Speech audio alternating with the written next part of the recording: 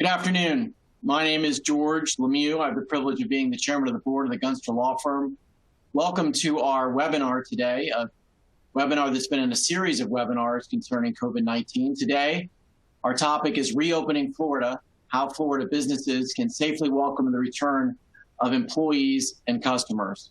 On behalf of myself, Bill Perry, our board of directors, our shareholders, and all of our team members at the Gunster Law Firm, we appreciate your involvement and attendance today. Some housekeeping measures before we get started. We are recording this webinar. You can view a replay of this webinar on demand at Gunster's COVID-19 website. It will be posted Monday morning. Go to gunster.com/COVID-19. You can also share it with others. There's additional information on that website, information about executive orders from the governor, information about the CARES Act and the PPP plan. Really a one-stop for you to find out information concerning COVID-19 at that website, gunster.com/COVID-19. We have an opportunity for you to submit questions today, and I encourage you to do so. You will see on your screen a Q&A feature. If you take a look at that, you can insert the question. We will not identify you by name, and we will read those questions after our presenters today. As our Florida businesses reopen their doors to employers and customers, there are a multitude of issues that have to be thought about and considered. The White House has issued guidance on opening up America again, and on Wednesday, Governor DeSantis released his phase 1 plan for Florida's recovery. Today, we will hear the latest on both of those recommendations. We will talk about best practices to prioritize your workplace when employees return to work, and how to protect your business from liability as you reopen the workplace, and what accommodations you'll need to put in place. Additionally, we'll discuss updates to federal loan programs for small and medium-sized businesses, including how to maximize loan forgiveness, non-forgivable aspects of those loans, and ways to protect your business from potential federal investigations into the use of the loans received. We'll provide update on White House guidance as well. What's anticipated right now, it looks like they're turning it to the states, but we'll keep you up to date on that as well. Right now, it's my privilege to introduce one of the hardest working people in Florida, and that is the Chief of Staff to the Governor, Shane Strum. Shane has been a public servant for a long time, serving with Governor DeSantis, but also previously serving as a Chief of Staff to a governor, as well as various aspects of the administration in Tallahassee. He also has a long career in public health, having served in a senior leadership position in the Memorial Healthcare system. So I'm really privileged to have him and thankful that he would be here with us today by phone to answer questions about the governor's Restart program. Shane, are you there? I'm there. Good afternoon, Senator. One, thank you for having me. Just listening to what you were sharing with the folks on the line is very impressive. Actually, being able to get all this information out in a timely and one-stop shop is really fantastic. I know that a lot of people have been asking you a lot of questions on what are the next best steps for businesses and how can we reopen. You gave a great highlight recap of some of the things that Governor DeSantis has been working hard on, and I think the most important thing now is really reopening. What are the next steps and how are we going to do that? I think that if I can just share a little bit just on how Please. Florida has viewed it through the eyes of the governor. Well, please, and I just want to say first, thank you so much for all that you and your team have been doing through the governor, what he's been doing. I know from being your friend and having served in the position that you're in, that you're working from 7 a.m. to 11 o'clock at night, 7 days a week for the last couple months. And we're thankful to you because Florida has really weathered this much better than other states. So let me first say for all of us and express our gratitude for the great work you've done. No, I really appreciate that. That means a lot. Governor DeSantis, I think, has really assembled a tremendous team of agency heads and senior staff that keep the lights on and keep the trains running on time. And you're right, they're here every morning and they're here at night, but the governor is here side by side with the team, which is amazing. He is a relentless, tireless warrior, and he really just puts in a tremendous amount of work. You know, when you talk about it, we've been working hard for quite some time now. You had early legislative session that started in January, and as it was winding down and coming to an end, the first of COVID-19 started to peak out and then really took off a little bit later, unfortunately, for Florida. But, you know, Governor DeSantis has really taken, I would say, a strategic measured and methodical approach to combating the spread of the deadly virus. You're hearing a lot of people asking, how is he going to flatten the curve? What are they going to be able to do? And a lot of the indicators are showing that he's been able to do that. The governor's plan really is no different than what we're doing in some of the other areas. But what he's focused on now, after really working hard to figure out ways to flatten the curve, is what are the real next steps for reopening Florida? And so you've probably seen him speak or talk about safe, smart, step-by-step. And this plan really kind of envisions 3 distinct phases that will gradually remove limitations on movement. And I'll kind of walk you through some of these, and then I'll kind of go through some other steps, and we can kind of go back and forth. But I think it's important is when people ask us about what are some of the things that we're looking at, one of it is the syndromic surveillance, and that, for folks that know or don't know, is really data that is measured by indicating or pulling from the downward trajectory of influenza-like illness and that downward trajectory of COVID-like 19 illness. That would be fever, cough, shortness of breath. The second is that epidemiology, outbreak and decline. So they measure that same way by data indicating a downward trajectory of documented COVID-19 cases or a downward trajectory of positive test as a percent of total test. And then that third one is really healthcare capability, and you've heard the governor speak a lot about that. That's measured by our healthcare systems and their capability to treat patients without triggering surge capacity. And whether it is a robust testing program in place at high-risk workplaces. So I would say probably since March, you've seen a real steady decline. The governor's continued to talk about the numbers that are out there. But I think on new case positivity, and the state's got a really great website.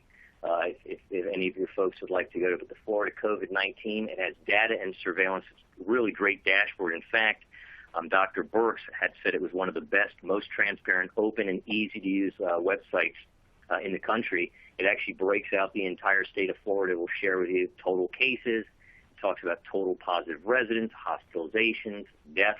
So you're going to be able to see some of those in there. But I think the important things for the folks that are listening is, where are we on these new cases that are positive? And they're really steadily declining, while the healthcare system's capacity is really remains steady and strong. You see the numbers there. But we're at about less than probably 9.8% hospitalizations for every 100,000 individuals.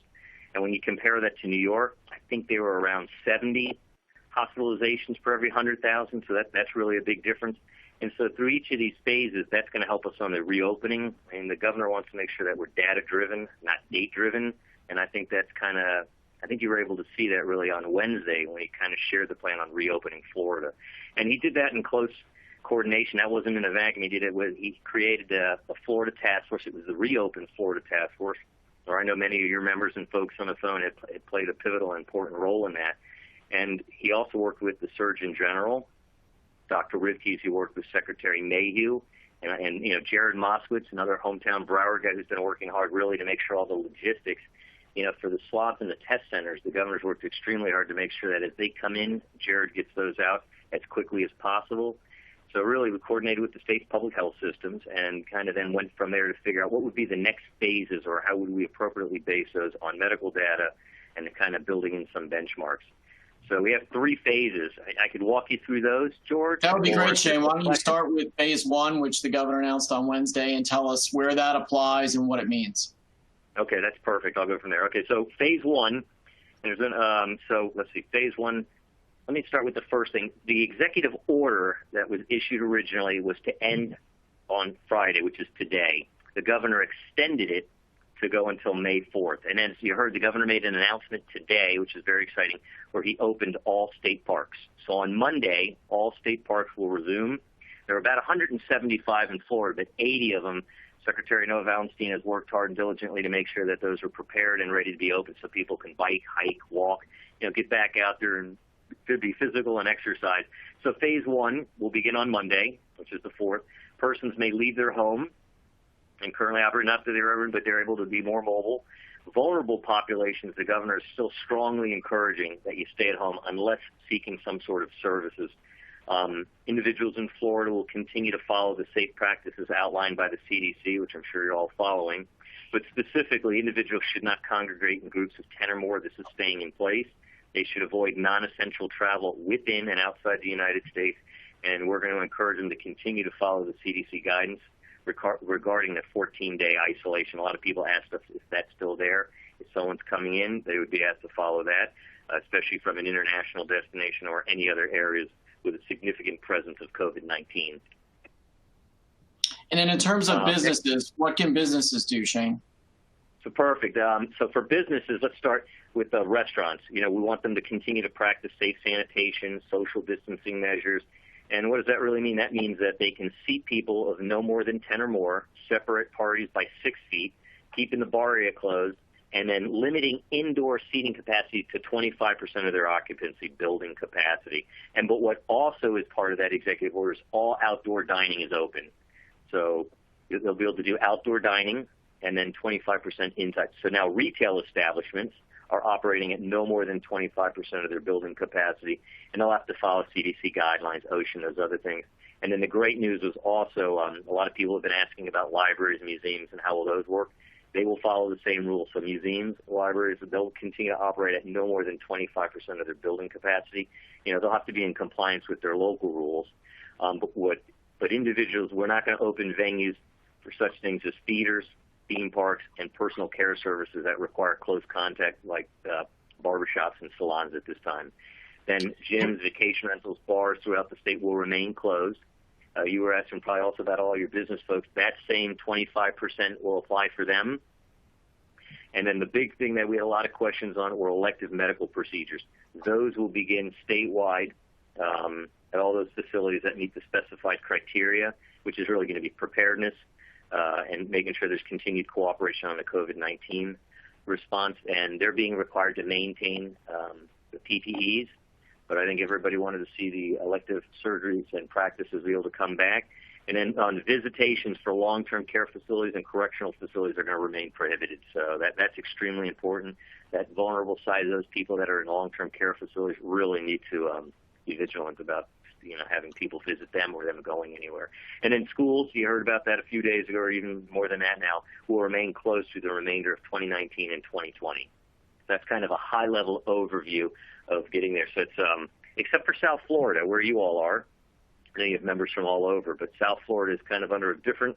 And Mayor Jimenez has worked with 3 counties. Actually, Broward, Dade, and Palm Beach, probably for the first time, really have been collaborative in working not only with the governor, but also working with each other. And they've had multiple press conferences where they've been sharing their stories on how they're going to be reopening, and they're kind of following the similar guidelines.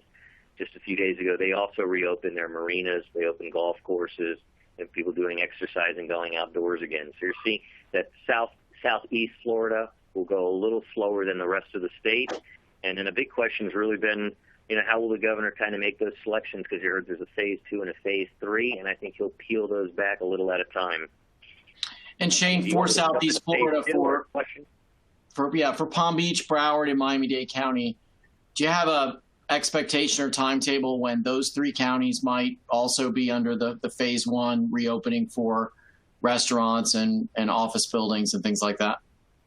They've been working with their municipalities, and the counties are coordinating. They're going to kind of watch and see how this measured rollout across the state goes, and then they'll be making some decisions in the coming days. Really next week, they'll reevaluate, reassess, and then start to make some decisions on those.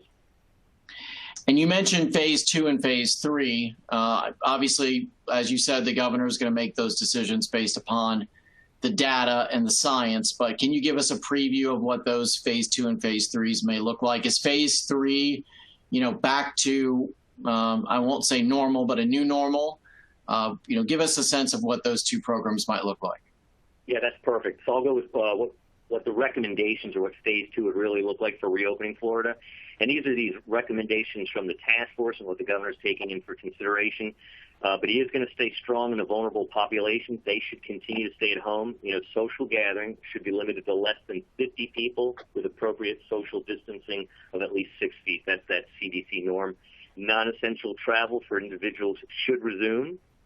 Employers should continue to encourage teleworking where practical. I'd be interested to know what you and a lot of your clients and folks on the phone are thinking about that while phasing in a return to work sites. I think that part of this return to work, we're finding a lot of businesses out there have shared that the teleworking has actually worked better than they actually envisioned. I think some folks had a lot of trepidation or were nervous that there wouldn't be that same quality work output or being able to get in contact with their employees right away.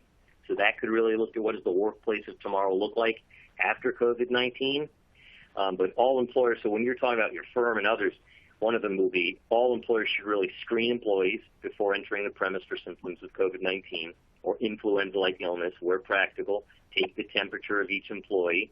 Local government meetings should resume to in-person meetings while limiting the number of people present. But virtual participation should continue to be authorized. The governor did sign an executive order on, the League of Cities and most of the, I'd say that all the municipals and counties really wanted to be able to continue to conduct business, but they're always supposed to do them in the sunshine and where the public has an opportunity to speak. There was an executive order that the governor signed to allow for these to be done telephonically. But the hope and goal will be they'll get back to it as long as they're practicing the social distance. The big question is bars, pubs, nightclubs. What will that look like, and when does that happen? That will be about 50% of the building capacity in phase 2. And then the other is restaurants, gyms, fitness centers, large venues, personal services, the cosmetology, salons, and retail business should operate at no more than 75% of building capacity. All state parks should be open for daytime use only, and all public beaches, they were hoping for full open. And let me preface this by saying these are recommendations to the governor for phase 2, so there'll still be tweaks here, but I'm giving you a little sneak peek. You're hearing a lot of people talk about vacation rentals. Those should be limited in state reservations, but they're working on that with check-ins and how those will work. Sporting events, that's still being reviewed as a 25 or 50% of the building capacity. How would that actually be done? So they're going to have to really take a better, closer look at that, but the teams will work on that. And then they'll jump into phase 3, and this is what you were just saying. I know that people are really ready to get back to work and to try to figure out how everyone's in the workplace working again. So it starts off really with the same thing on the vulnerable populations. They can resume public interactions, but really are going to have to practice social distancing, minimize exposure in any social settings where distancing might not be practical. But that'll still be watched heavily. That, as the vulnerable population, we really want to do our best to do that. To digress for a minute, the governor's really worked hard on the testing front, and he has the long-term care facilities he has really put a major focus on. And what's really great is under his direction, the National Guard has worked hand in hand to set up 50 strike forces of 4 members really going across Florida's nursing homes. Most people don't realize that we have over 4,000 of those facilities in Florida, and so they're making sure they're checked on, and they go in, they'll do swabs to see and test if they're positive or negative and report those back. The governor's also set up walk-up test sites and mobile test sites all across Florida and will continue to do that. One of the neat stats was out there, and I could be a little bit off, but I think so far the state has tested probably almost 360,000 individuals, which means it's about 1 for every 60 people. So you're seeing a lot on the vulnerable population, nursing homes, and really making sure others. You did hear from a lot of companies and big organizations that the testing will be essential for them to allow their employees to return, and also on how they would open up for clients, customers, and other things. And I know that people are working on that. So non-vulnerable populations should consider really minimizing time spent in any crowded events. That non-essential travel for individuals should continue. Employers should resume unrestricted staffing at work sites. And we still want really everyone to look at the telework options for vulnerable individuals, so we hope you keep that on the table. And then really just taking a prudent and practical measures to ensure that your employees, that they don't enter the premise if they believe that they're infected or if they show any signs of flu or influenza or sickness. If we really want to make sure we combat this, we have to be really vigilant, and everyone's going to have to do that. And then local government meetings should resume in person with no limitations on in-person public participation. That's always been one of our things that we do here in Florida, and we want to make sure that we ensure that the public always has an opportunity to not only be there present, but to also listen and have comments. And then back to the bars and pubs and nightclubs, those, it's expected that they would go in at phase 3 at full capacity with limited social distancing protocols that will be defined at a later date. And then the restaurants, gyms, fitness centers, larger venues, personal services, and retail businesses will really hopefully operate at full capacity. And then the state parks should be fully open. We mentioned those 175, but 80 of them will be open on Monday. Someone might say, hey, the visitor center won't be open. Some of those will be a little difficult to get open overnight, but they'll be happening as we get through phase 1, 2, and 3. So I think we're really starting to see quite a few things moving forward on the front of what Florida is going to look like. Well, Shane, that's really a great overview. And as you said, those are just recommendations to the governor. He hasn't made those decisions on phase 2 and phase 3, but we're really thankful to you that you would take time away from your busy schedule to help the folks who are participating today better understand what the reopening is going to look like. Yeah, no, absolutely. Look, a lot of time and effort's gone into this. I appreciate you giving us the opportunity and really being there. Look, you've always been a critical advisor. And I think one nice thing is, Floridians have really stuck together. They know that there's a light at the end of the tunnel. They're fired up and ready to get back to work. We've received, the governor had us put up a site for comments, and it's a couple days old, but the last time I looked at it, there were over 50,000 comments. The workforce really produced a tremendous amount of it. So the Reopen Florida Task Force, I'm trying to go from there, but I think they met over 14 times, had over 20 hours, and produced a really fantastic document. And of the task force, there were over 110 people from some of the biggest and smallest companies across Florida. These were really the experts that helped us kind of move in that direction. So I think at the end of the day, it was an extremely measured and thoughtful approach to moving Florida in the right direction to reopening. And I think the kind of neat tagline there is that safe, smart, step-by-step plan for reopening is really how we should move forward in a smart and measured way. Well, Shane, thank you again for your leadership. Thank you for your time and being with us today. We really appreciate it. Fantastic. Hey, thank you, Senator, and thanks for all your folks that are listening today. And if you need anything, just feel free to pick up the phone and call us. Very good. Thank you, Shane. Take care. You got it. Have a good one. Bye-bye.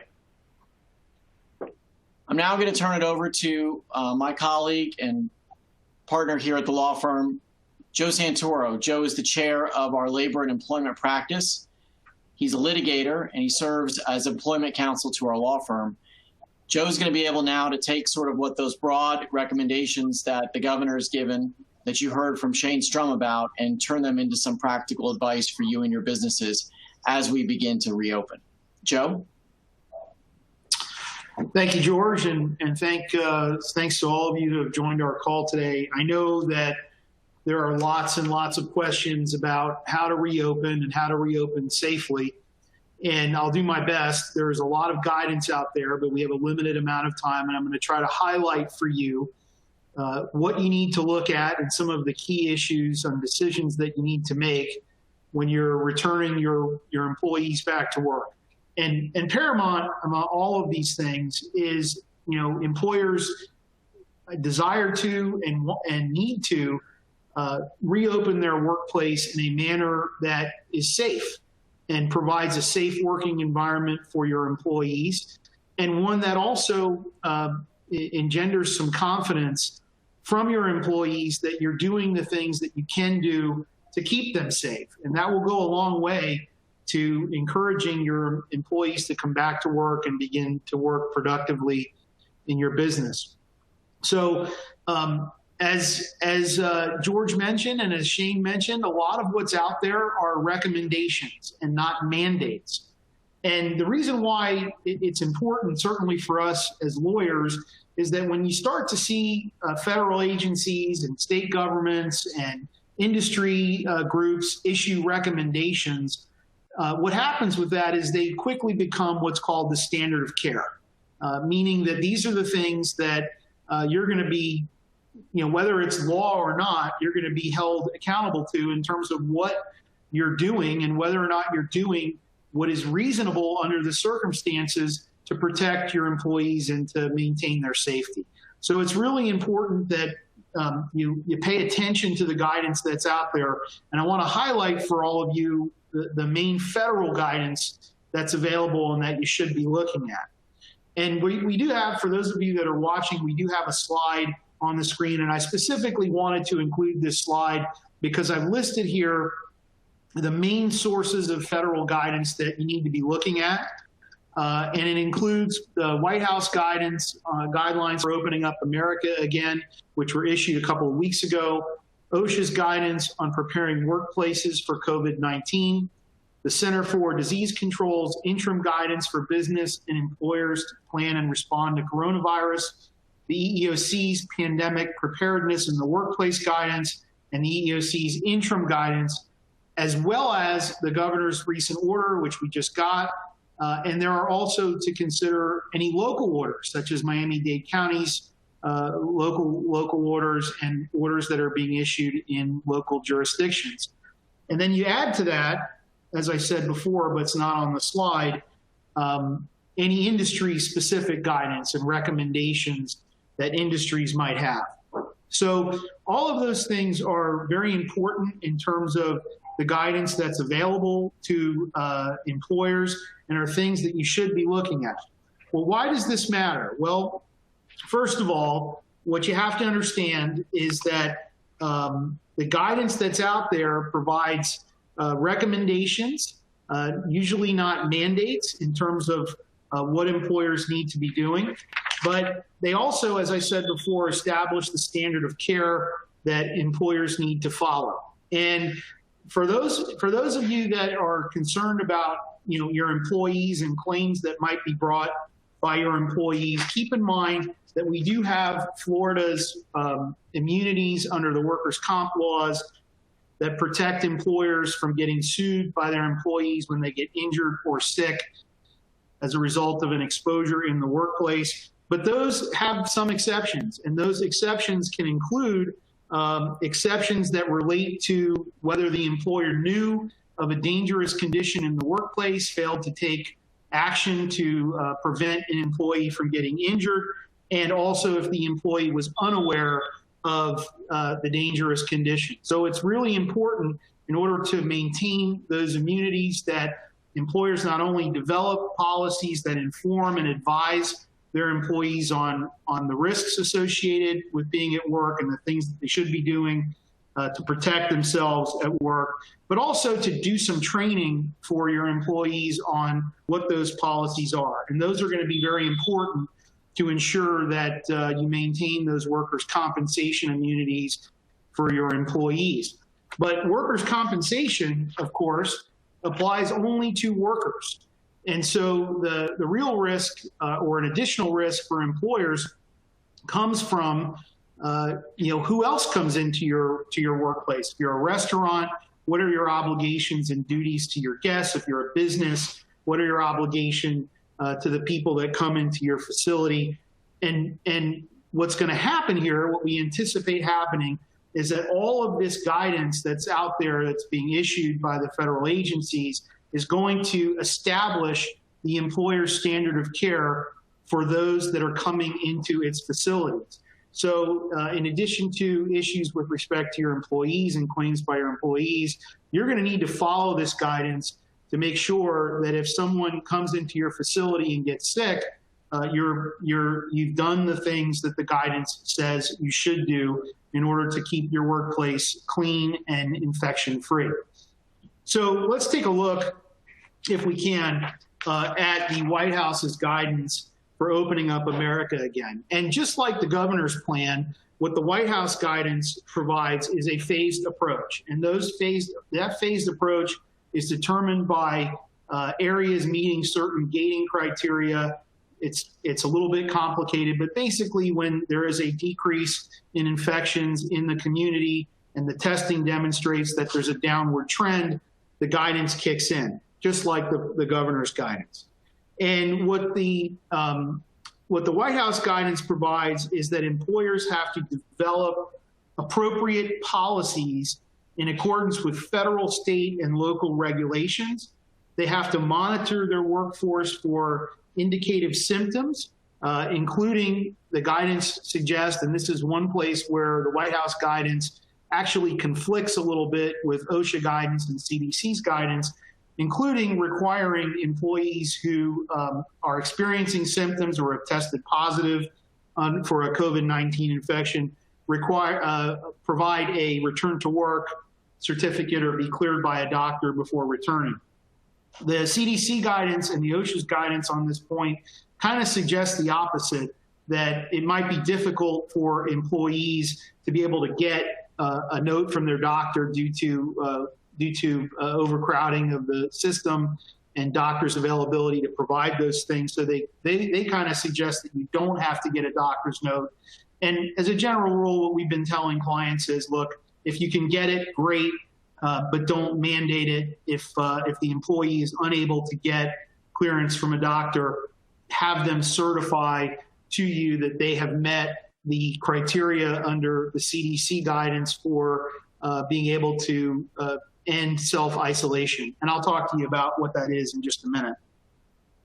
The White House guidance also talks about employers engaging in what's called contact tracing, meaning if you have a positive test in the workplace, that you not only discuss with the employee who's tested positive who they might have been in contact with, but also to notify individuals who might have been in close contact with that person that they might have an exposure. And then, of course, keeping in mind that the Americans with Disabilities Act would limit your ability as an employer to be able to provide medical information concerning an employee who might have tested positive. So you have some restraints under the ADA as to what information you can share, but the guidance does suggest that if you do have a positive test in the workplace for somebody that was in the workplace, you do have to do contact tracing and provide notice. And we are getting a lot of questions about accommodations for vulnerable individuals. And here's what I would say about that. I'm actually one screen ahead. Here's what I would say about that. What the guidance all requires is that employers consider providing special accommodations to people who are either over 65 or have some other condition or disability that might make them more susceptible to the serious effects of infection under COVID-19. But employers can't mandate that these employees be treated differently. So I've had a lot of questions from employers saying, well, look, can I tell my over 65 workers they have to stay home? Or can I tell people that I know have, respiratory issues that they need to stay home and continue to work from home? And the answer is you can't mandate that as an employer. You have to provide the employee the opportunity to return to work in the same manner, in the same form as every other employee that works for you. But if the employee requests it, then you do have to consider, as part of the ADA and as part of the ADA accommodation process, whether or not you can provide accommodations to that employee that would reduce their risk and minimize exposure. So the White House guidance talks about those things. There is one thing I do want to mention that's in the White House guidance. It's also in the CDC guidance and OSHA guidance, and that is this idea about temperature checks. And you all just heard Shane say very clearly that the governor is recommending that all employers should do screening for their employees that are coming back into the workplace. And what I want to emphasize about that is a recommendation. That is a recommendation that is carried over not just from the governor, but from OSHA and CDC, but it is not a requirement. Most of our clients and employers with a large amount of people are doing temperature testing. But I want to caution you that if you do temperature testing, you have to do it the right way.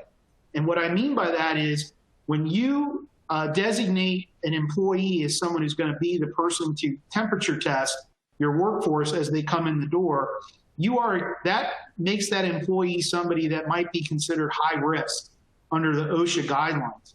So you have to provide the employee doing the temperature testing with OSHA-approved PPE, including N95 respirators, face mask respirator, as well as facial protection and gloves. So if you're going to be sending one of your employees to the front of your building to do temperature testing, you've got to make sure that that person is protected like they would be if they were being exposed to potential COVID-19 infected persons.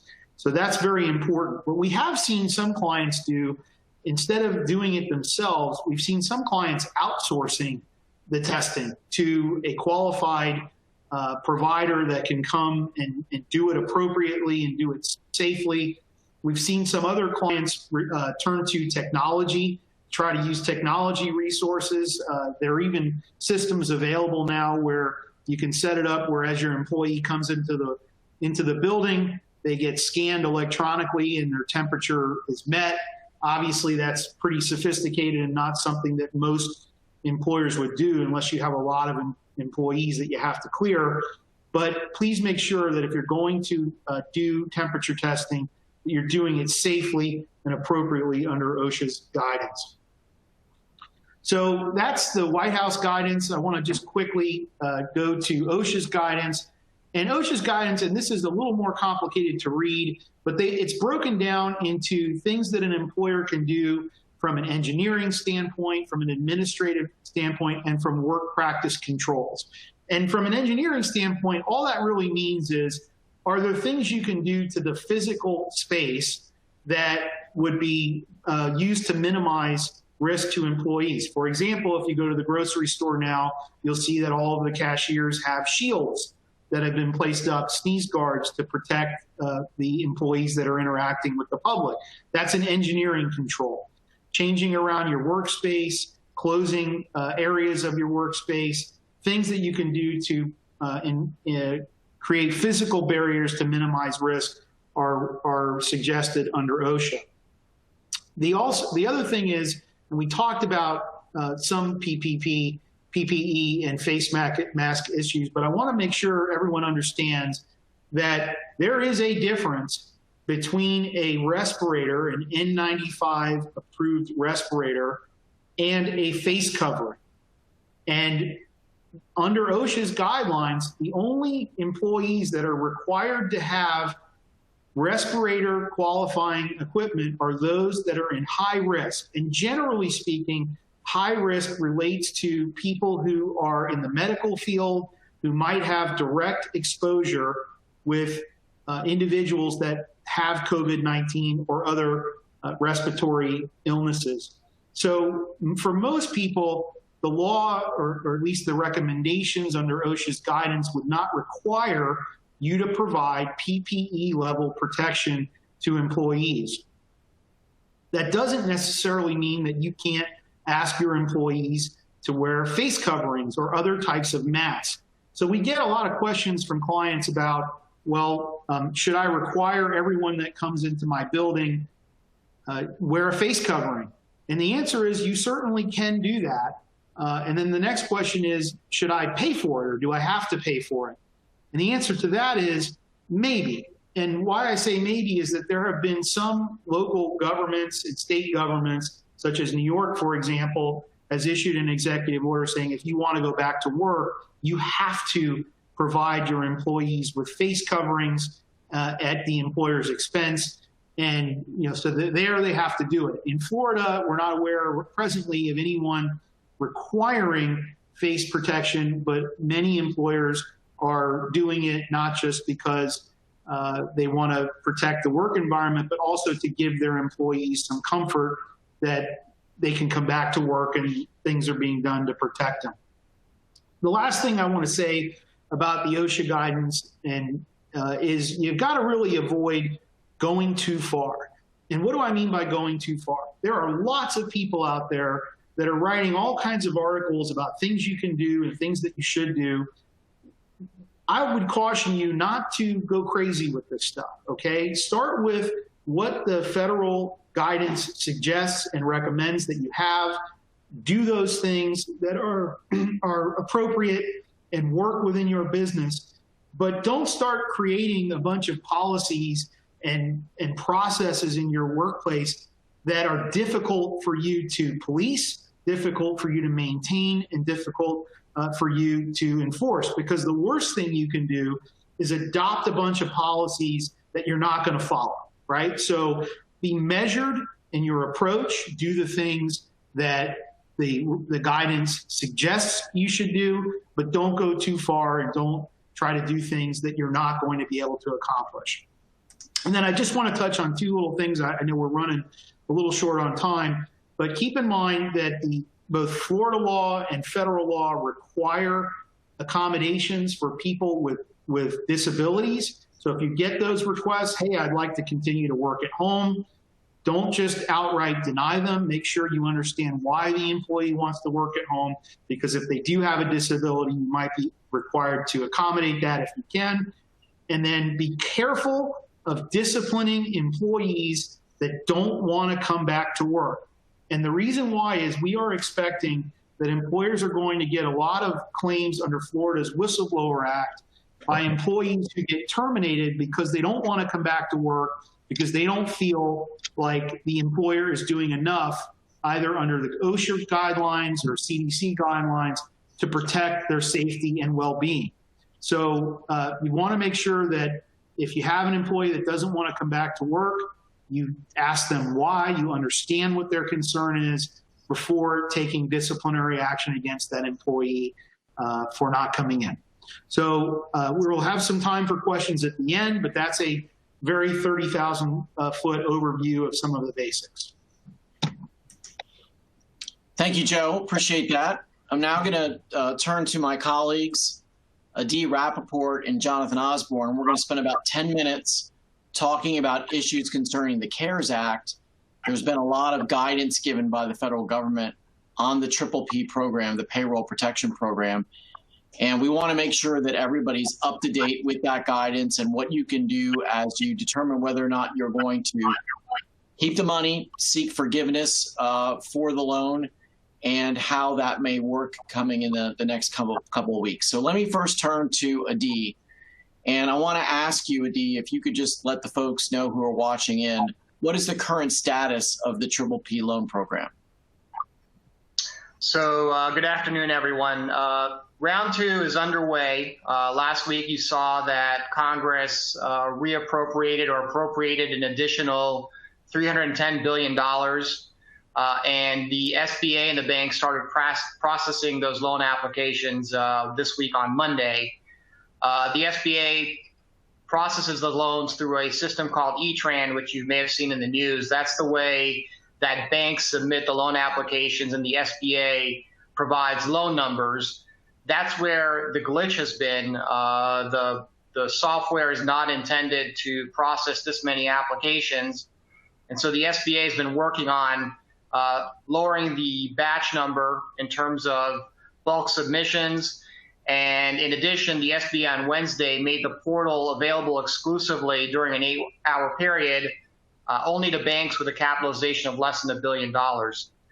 I have not seen reports on how much money is still available in round 2. What I've seen is in round 2, there's been 1 million loans approved by 5,300 lenders. And 60% of those loans have been made by lenders with less than $10 billion in assets. Even though round 2 recharged the Economic Injury Disaster Loans Program, as of earlier this week, the SBA is not accepting any more applications for that program because of the backlog from round 1. So the reappropriation was not sufficient. So when you go to the website, you're essentially locked out. Adi, thank you for that. Talk to us about the guidance that the Treasury Department has given in the last week or so about certifications that borrowers must make in order to get these PPP loans and what the May 7th deadline has to do with. Sure. So the big headlines as of last week, many of you saw that Ruth's Chris and Potbelly's and Shake Shack and the Los Angeles Lakers were forced to return the PPP money that they borrowed.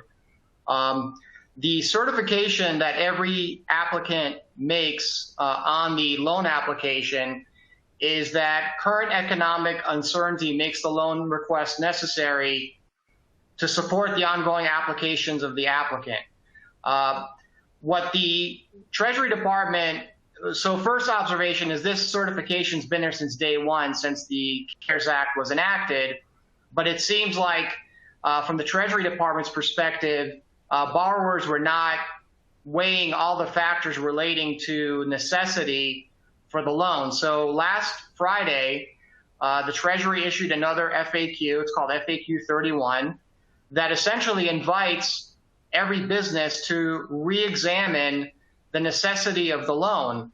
And in addition, the guidance says that the borrowers must make the certification taking their current business activity and their ability to access other sources of liquidity sufficient to support their ongoing operations in the manner that's not significantly detrimental to the business. These are challenging standards because none of the terms in any of the standards are defined terms. So it leaves it to the businesses and the borrowers to figure out what is current economic uncertainty, what is necessity, and how do I determine my liquidity to see if I meet these standards. The May 7th deadline is that if you return the money by May 7th, then the Treasury and the SBA will deem that you made your certification originally in good faith. So it's essentially a safe harbor that allows you to return the money by May 7th.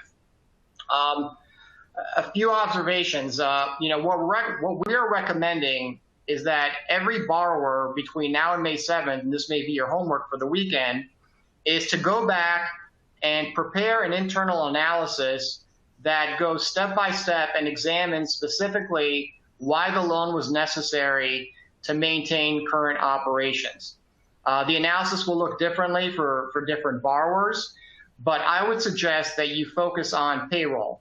The whole notion of the CARES Act and the payroll protection program is to maintain payroll for borrowers. And so when you're analyzing your need for the money, you have to paint a picture of what your business would look like if you did not take the money. And more pointedly, you need to focus on what would this do to your workforce. If you're a high margin business and you've suffered a little bit of revenue loss, maybe the loan is not necessary, and that's what some clients of ours are wrestling with. So a few observations.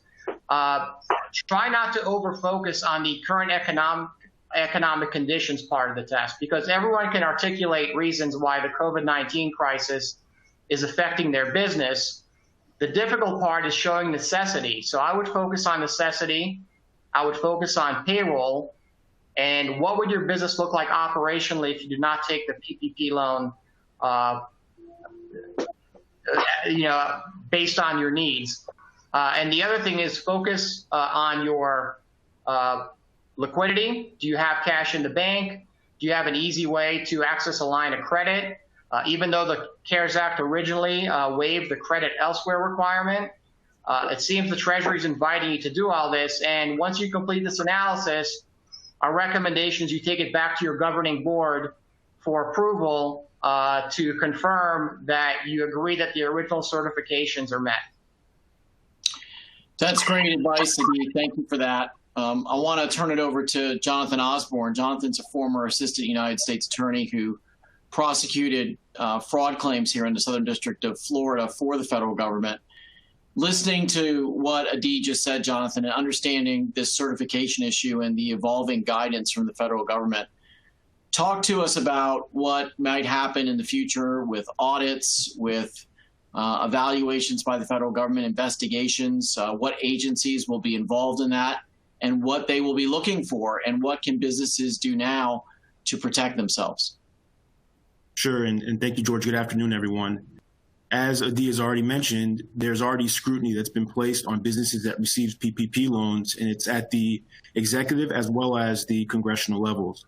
And so I'll just provide a little bit more detail as to what that means. First of all, the government has tremendous power and tremendous oversight over the way that its funds are spent, and tremendous oversight over how the audits and investigations will proceed from here. I will note that there are two very powerful tools in the government's toolbox as it relates to investigations. The first is actually mentioned in the PPP loan application itself, and it's what prosecutors call a 1001 violation.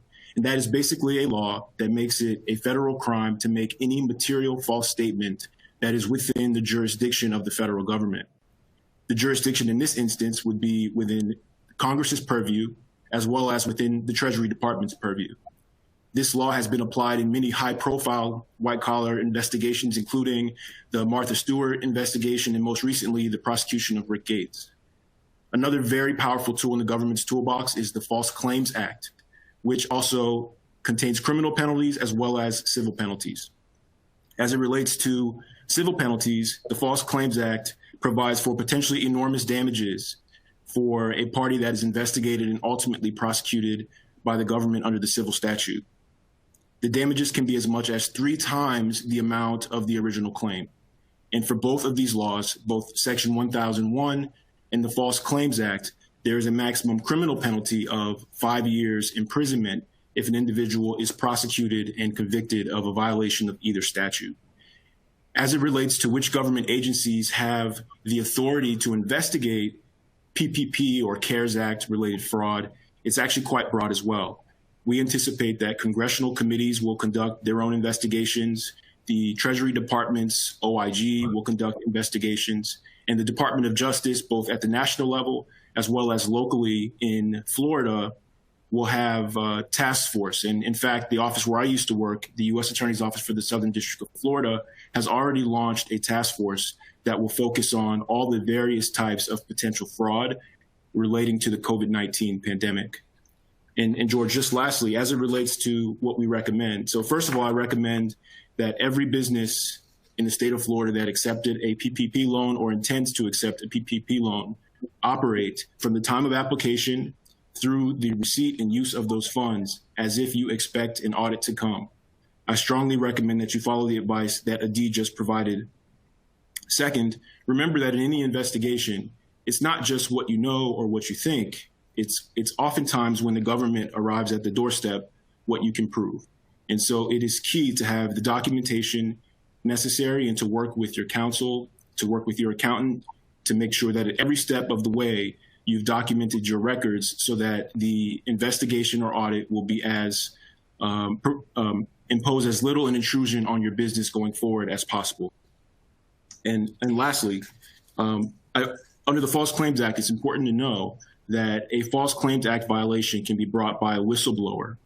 And a whistleblower can be an employee of yours, and a whistleblower can be a competitor of yours. And this means that if you suspect that you may be the subject of a complaint or you receive a complaint, you should treat it very, very seriously. And I also recommend that you consider conducting an internal investigation into the records that you had and the basis for which you obtained and used the loan before the government arrives at the doorstep. Thank you, George. Thank you, Jonathan. Thank you, Adi. Very important information for all of you who have a PPP loan or might be in the process of getting one, May 7th being a critical deadline. Doing the work now to thoughtfully analyze why you need the loan and later on why you might want to seek forgiveness. Doing that work now is really going to be helpful to you when the government comes calling, which most likely they will be. We've got a number of questions that we want to get to that have been coming in through the webinar. Let me start with a few. A lot of these are on the sort of getting back to work issues. So I'll tackle a few and then I'll turn over to Joe Santoro to also tackle some questions.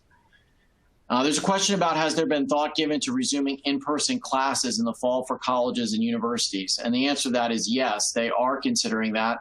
One private school in the country, I think it's Boston University, has said that they will not start classes next fall, that will again be done remotely, but that decision has not been made here in the state of Florida. And the public school systems as well as the university system are looking about how school would open. The only thing that I can give you on that in terms of an indication of what might happen is that there is some talk about pushing things after Labor Day, but it's really too soon to make these determinations. We're going to have to see how many cases we continue to have and how Florida fares this summer. There's a question that I want to turn over to Joe, which is about the mandatory return. And the question is, what if someone was told it was mandatory to return and they did not state why? What would the employer do in that circumstance? Sure. And this is going to happen, right? So, you know you're going to have employees that don't come back because maybe they're making a good amount of money on unemployment. Maybe they found another job, or maybe they're just scared. They don't want to come back. So, certainly if your business is open and you are requiring your employee to return to work and they fail to do so, you can discipline that employee or you can terminate that employee. The comment that I made earlier about Florida's Whistleblower Act is, before you pull the trigger and terminate an employee who refuses to go back, I think it's a good practice to call them up and try to find out why. Because they may be refusing to come back because they don't think you're following OSHA's recommendations. If you are, then it's real easy to tell them, sure we are. Look, let me tell you all the things that we're doing to protect your safety. Now, please come back in. And if they still refuse to come back, then you can terminate them. But you definitely want to try to dialogue with the employee that isn't coming back to find out why. So maybe you can get them to come in if you can alleviate any concerns or fears that they might have. Another question for you, Joe. Can you perform temperature testing in your lobby via infrared cameras for both employees and visitors? The short answer is yes. That is kind of a sophisticated way to do it. I know some people have asked some questions and have some concerns about, in addition to your employees, can you temperature test guests and customers? The consensus on that point seems to be yes, you can do it. The caution that I would have is you want to make sure that you're being very careful to respect the privacy of individuals that you're taking their temperature, and you don't want to have that information become public or repeated in the workplace. If you have somebody that comes in and they have a temperature greater than, I believe the CDC is currently suggesting 100.4, you can deny them access to your building. And how you do that, whether you do it via some form of electronics or if you do it with a person standing there with a thermometer, a digital thermometer, either one of those things is appropriate. Joe, another question on temperature testing is, there are any employers considering providing thermometers or temperature taking devices to their employees for them to do their own checks? Have you heard of that? I have, and some employers, do, as I said before, doing the temperature testing opens up a host of issues for an employer. It's okay to do it, you got to do it correctly. So what some companies are doing is they're telling their employees, use the honor system, test yourself every morning and make sure that you don't have a fever or temperature. And instead of taking the employee's temperature, what they're doing when people show up to work is they're asking them a series of questions. Do you have any symptoms? Was your temperature above 100.4 this morning? And you can rely on them to provide that information. The EEOC has already said that it's perfectly appropriate for an employer to ask basic health-related questions relating to trying to identify whether they pose a risk in the workplace. That is very different than what normally occurs. Normally, employers are not allowed to make medical inquiries unless there is a business necessity or a direct threat issue, and the EEOC has taken the position that in the time of a pandemic, you can ask those questions because there may be a direct threat to employees that are in the workplace. Thank you, Joe. We've had a number of questions about phase 2 and phase 3. What will be required in those phases? When will they come into effect? We don't know yet. So what Shane Strum told us at the top of the webinar is that the governor has enlisted a task force of leaders in all sorts of fields to give him recommendations. Those recommendations were received last Friday. They were in part a guidance for the governor on the phase 1 piece. And while there are some broad outlines of phase 2, the governor, I think, is going to take his time and look at the science as it comes. So we don't yet know when phase 2 or 3 will come, and we don't know all of the specific requirements. There was a question about state parks opening. Yes, Shane announced that. The governor announced that today. State parks are opening on Monday. Some more questions on the employment front, Joe. If an employee shows a sign of illness and is sent home, does that require any testing of the employees who were adjacent to that employee who is now, not feeling well? The answer to that specific question is no. I mean, most employers are not going to conduct actual COVID-19 testing in the workplace. You can, and actually some of the guidance suggests that might be an appropriate thing to do for high-risk persons. But generally speaking, if you have an employee who exhibits signs, what the guidance suggests is that you immediately send them home. If you believe that employee was experiencing a lot of the same symptoms as COVID-19, you can certainly, if you choose to, notify people that are in close proximity to them that, there might have been somebody who was in the office sick. But keep in mind that it's only required to do that under OSHA guidance when that employee has actually tested positive for the COVID-19 infection. So you have to do it if there's been a positive test. You don't have to do it if the employee was just sick and exhibited symptoms. Joe, we had a question from the hospitality space concerning hotels.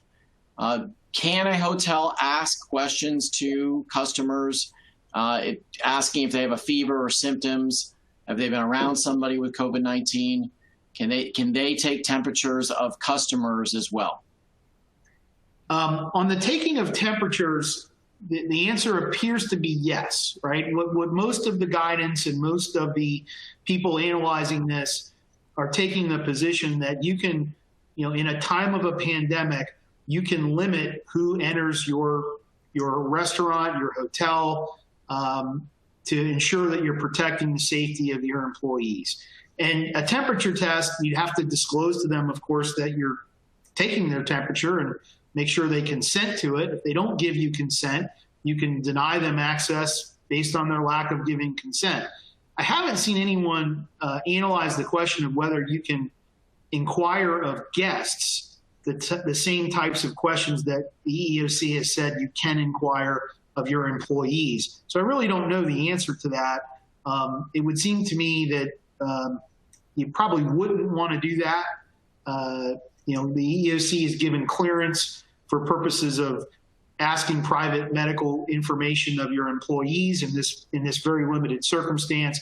But I would be concerned about making medical inquiries of anybody that walks into your workspace. Temperature testing, again, I think that's a little less invasive, less in terms of getting personal information from people. But I'm not sure I would want to be inquiring of guests. Thank you, Joe. We had a question about the website that Shane Strum, Governor's Chief of Staff, mentioned for Florida information. That website is floridahealthcovid19.gov, floridahealthcovid19.gov, and you can scroll down there to see the dashboard that Shane was referencing. There's also a question about reopening in terms of how does this pertain to churches. Churches have not been closed under any of the executive orders that have come out from Governor DeSantis. Churches are open, but they don't have to open. A lot of churches have decided not to open. So that has been a church by church, denomination by denomination decision. There's a lot of church services being done online, temple services being done online. But right now there is not a prohibition about churches being open. We're coming to the end of our time on this webinar. I want to remind everybody that this video will be available on our website at gunster.com/COVID-19. For any follow-up, you'll have the ability to watch it again. Someone had monitored that there was some sound glitches today, so we'll try to take a look at that and fix if there are any problems. And you can share that with other people too. So it's gunster.com/COVID-19. Let me look at the rest of the questions. I think a lot of these we've covered. So if you have any other questions, we also have the ability to receive those emails on our website. So if you have questions, there's a Gunster COVID-19 web address that's available on our website, so you can follow up and give us those questions as well. We really appreciate you being on our webinar today. We've covered a lot of ground. If you have any follow-up questions, please reach out to us. Be safe out there. We're getting through this. Things are getting better, and we're going to be getting back to work, Florida. Thank you so much.